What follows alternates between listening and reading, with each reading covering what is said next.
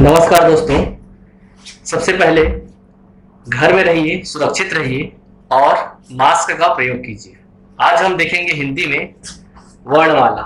यह जो है आपके पीएससी, व्यापम और विभिन्न प्रतियोगी परीक्षाओं में पूछा जाता है।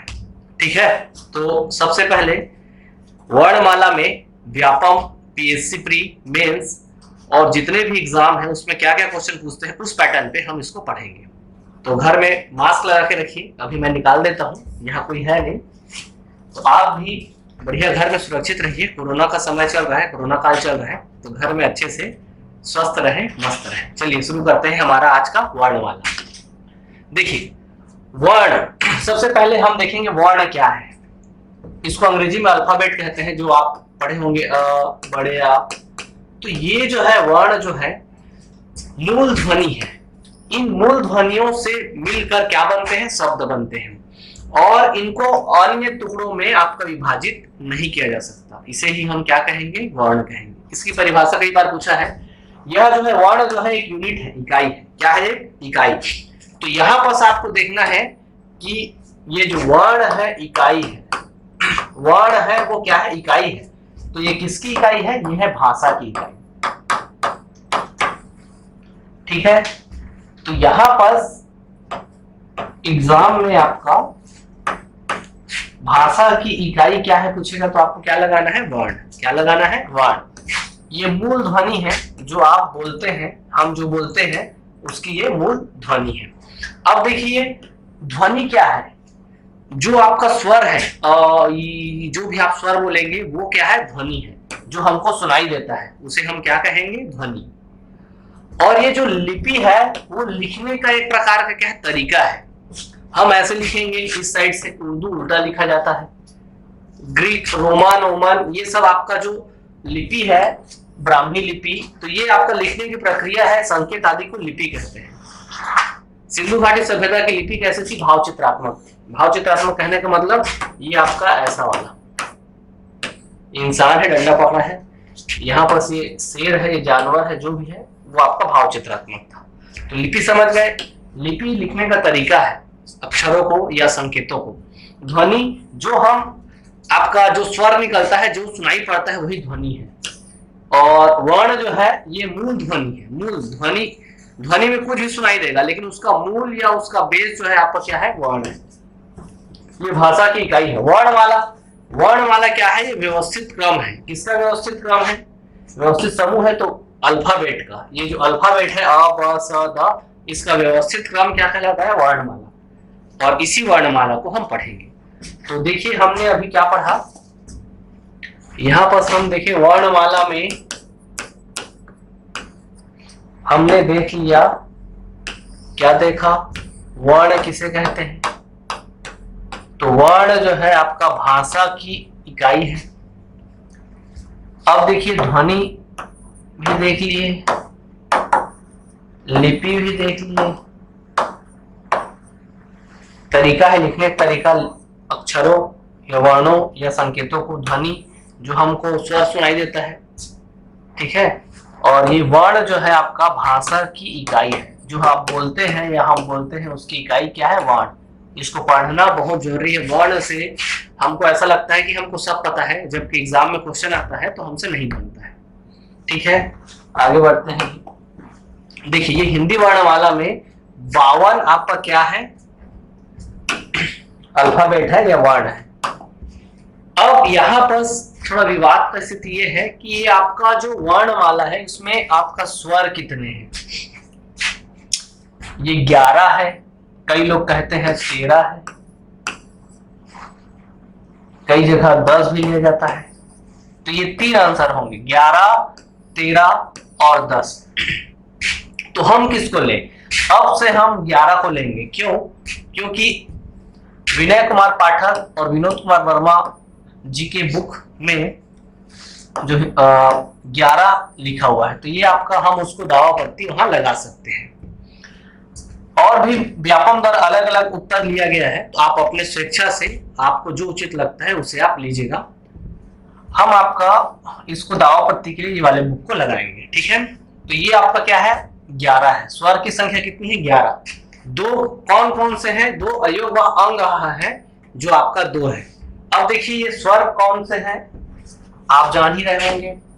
अ बड़े आ, ई बड़ा ई, ऊ बड़ा ऊ, फिर ये ऋषि मुनि, फिर यहां ए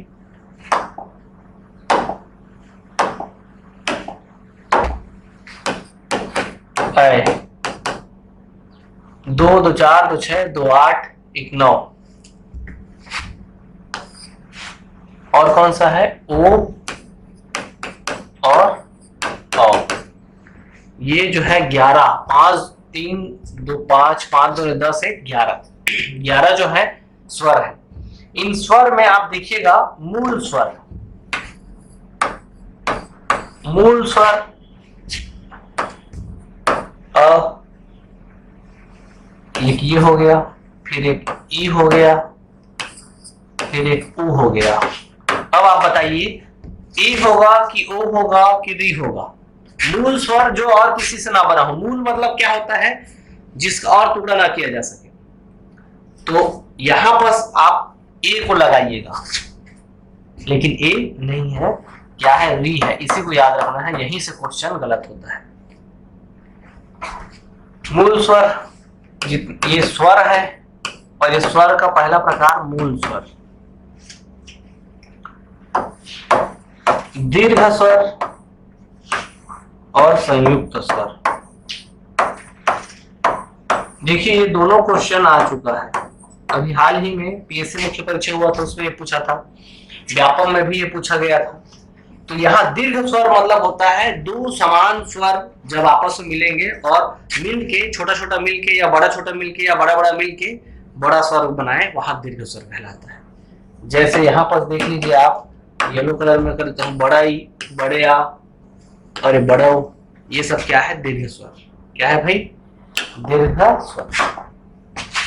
देख लीजिए बड़े आ, बड़ा ई और बड़ा ओ, समान स्वर मिलेंगे, याद रखिएगा समान स्वर। लेकिन संयुक्त स्वर में दो अलग अलग स्वर मिलके एक और अलग बनाए तो वहां क्या होगा? संयुक्त स्वर। देखिए यहाँ पास ये जो संयुक्त स्वर में है ए ऐ ओ औ, ये संयुक्त स्वर है।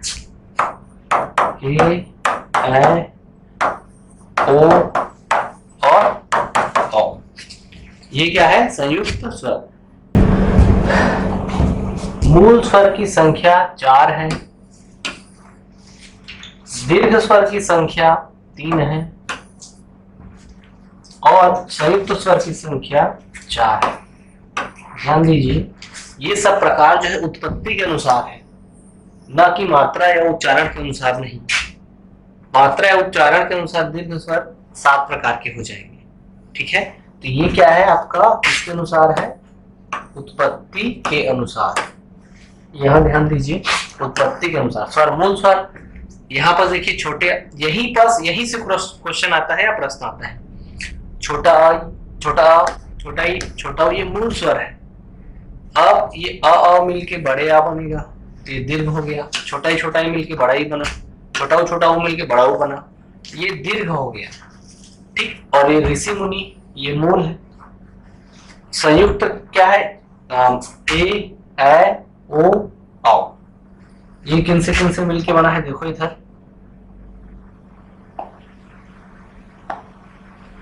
देखिए ए अ और ई मिलके ए बना है, ऐ आ और ए मिलके क्या बना है? ऐ। यहां पर आपको ध्यान देना है संयुक्त स्वर। देखिए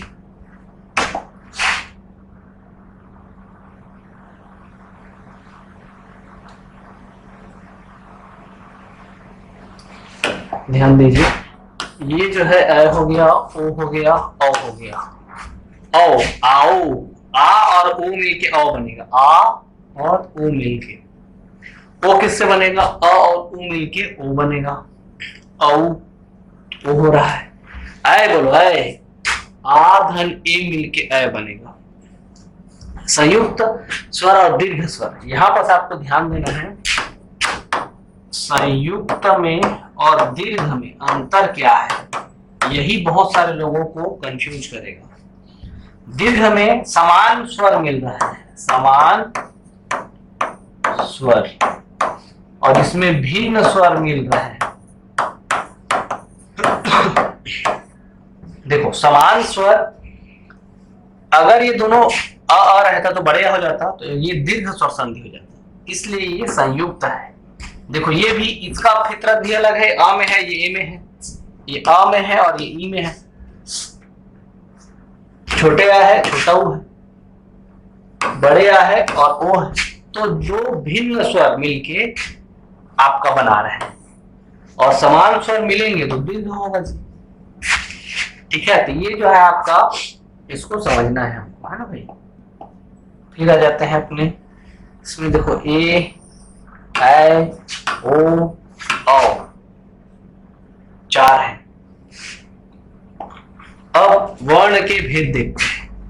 हर्ष तो छोटा रहता है, उसको दीर्घ बड़ा प्लुत, जैसे राम बोल रहे हैं, राम त्रिमात्रिक स्वर है। हर्षों में छोटा छोटा बोलेंगे अ ई, और दीर्घ आ, ये बड़ा उच्चारण हो रहा है। और ये तो और 3 मात्रा यूज होता है, ये सिंगल मात्रा होता है, एक से अधिक होता है, ये 3 होता है। आराम लिखा रहता है। वर्णों प्रकार स्वर्ण और व्यंजन है, अयोग व अनुस्वार और विसर्ग। व्यंजन में देखेंगे स्पर्श व्यंजन, अंतस्थ, ऊष्म, संयुक्त और उच्चित। स्पर्श व्यंजन 25 है। देखो स्पर्श व्यंजन 25 है। स्पर्श व्यंजन कितने हैं? 25। आप सब इसको देखे हुईएगा, क ख ग घ, तो क च ट त प, कचट तप।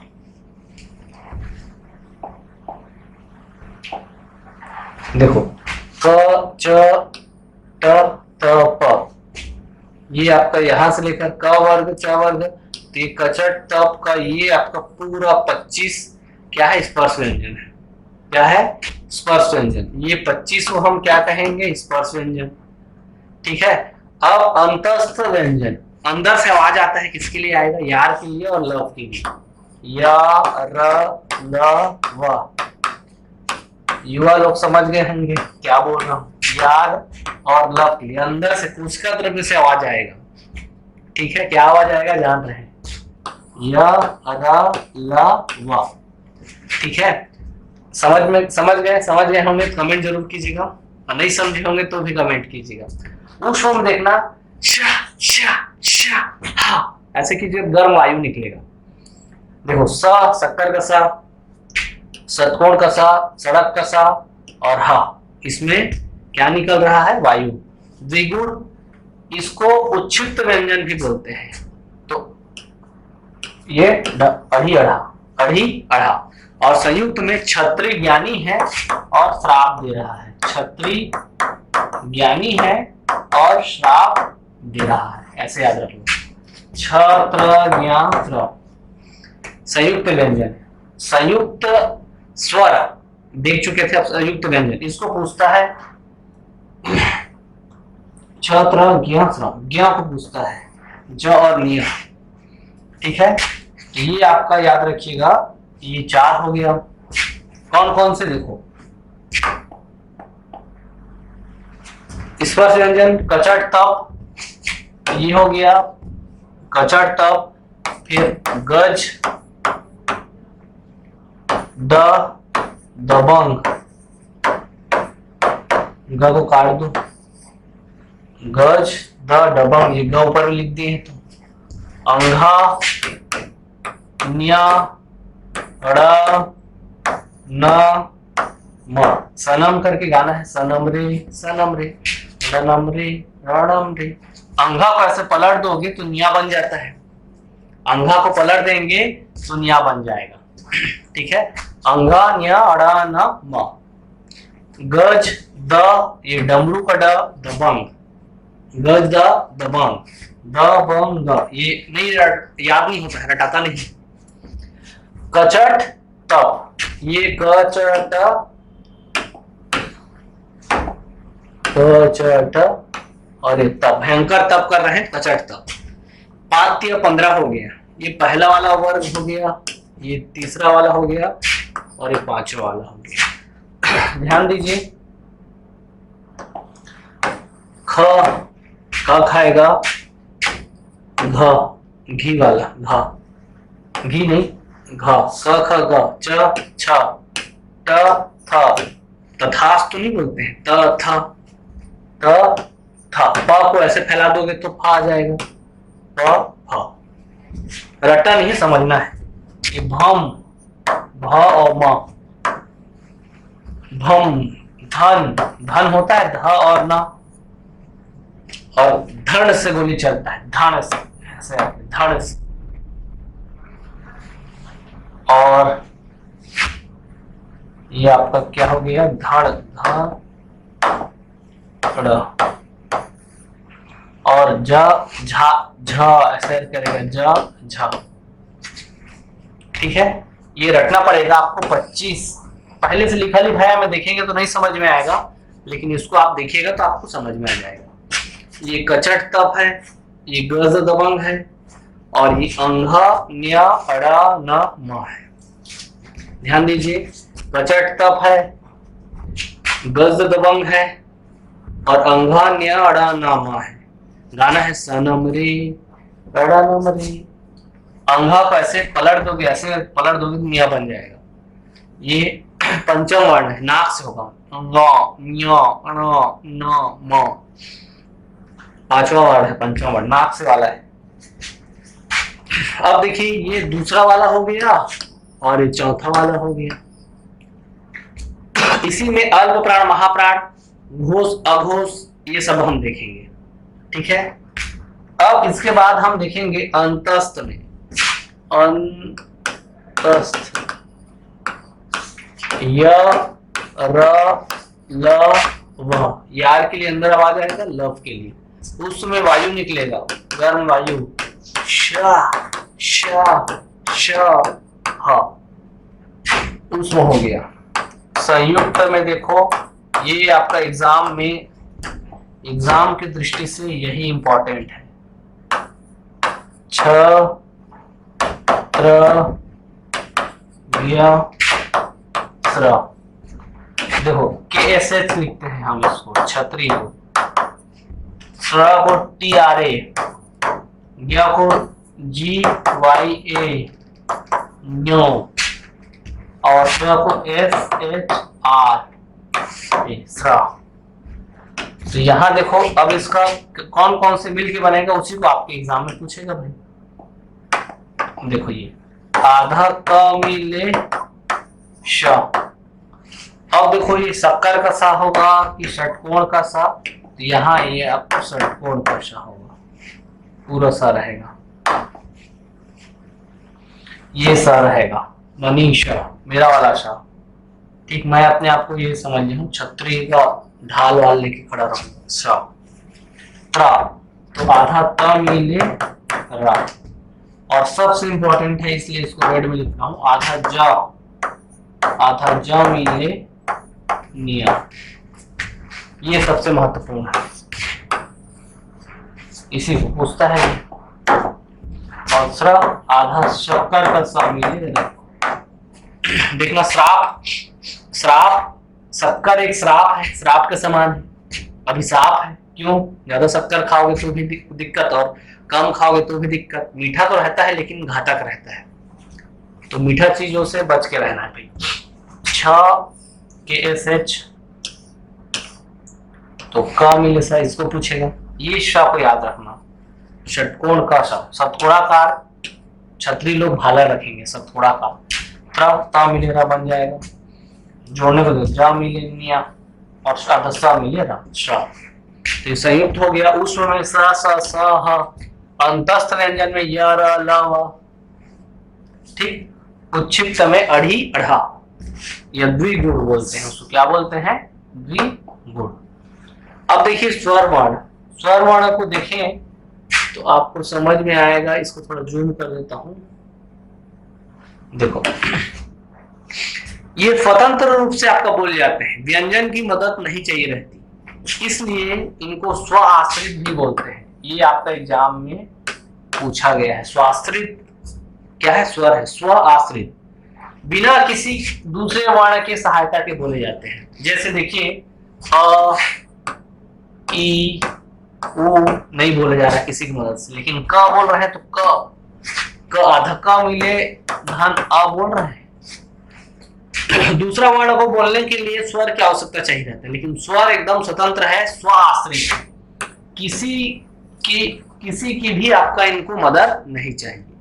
ठीक है, तो यहाँ पर देखिए स्वर वर्ण स्वतंत्र रूप से बोले जाने वाले वर्ण अर्थात जैसे जिनका उच्चारण दूसरे की सहायता बिना होता है स्वर कहलाता है। इनकी संख्या 13 है, 10 और 3। लेकिन अब यहाँ पर हम इनको 11 लेना है।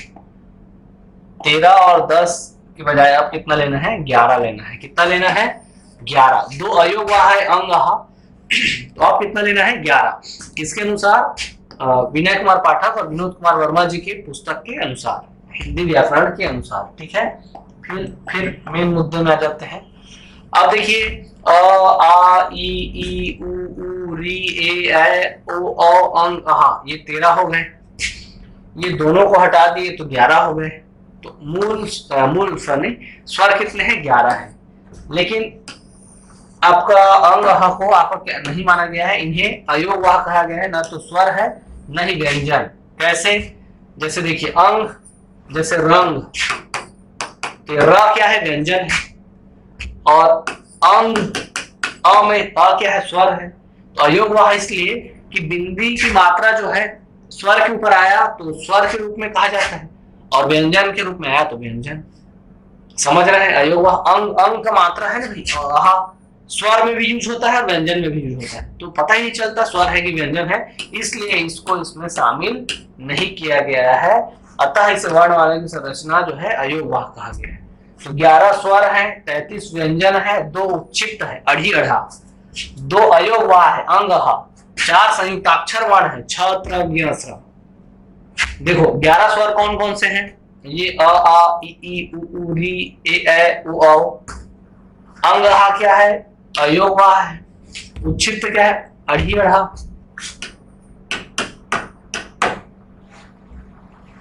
अयोग वाह हो गया। संयुक्ताक्षर छ त्र ज्ञ स्र। क्लियर हुआ? छ त्र ज्ञ स्र। तो इस प्रकार ये हमारा क्या हो गया? स्वर का ये छ त्र ज्ञ